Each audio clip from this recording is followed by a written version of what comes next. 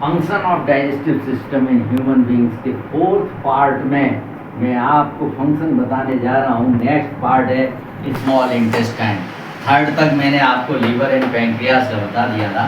Small intestine it also secret the intestinal juice which completely digest the food. यानी small intestine में food का complete digestion हो जाता है ये इंटेस्टाइनल जूस के द्वारा, पैंक्रियाटिक जूस के द्वारा एंड बाइल के द्वारा। इसके द्वारा कंप्लीट डाइजेशन हो जाता है। प्रोटीन, फैट्स, कार्बोहाइड्रेट ये कंप्लीटली डाइजेस्ट हो जाते हैं।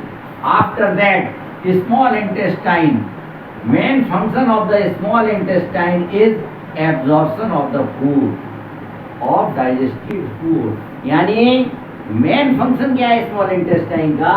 मेन फंक्शन है एब्जॉर्प्शन ऑफ फूड। क्या है? Absorption of food. Okay, then it है small intestine has many small finger like projection called villi which increase the surface area of internal lining of small intestine for the absorption of the food।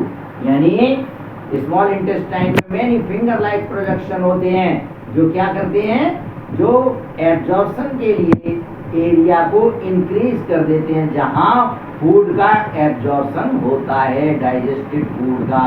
यानी जो nutrients हैं, glucose, amino acids and fatty acid absorb हो जाते हैं। After that food send into the large intestine and large intestine का क्या function है? It absorb the water from the digested food and send semi solid waste into the rectum and through anus through out from the body. Large intestine में water absorb होता है only, और इस semi solid को rectum के through, anus के through body से बाहर हो जाता है। ओके।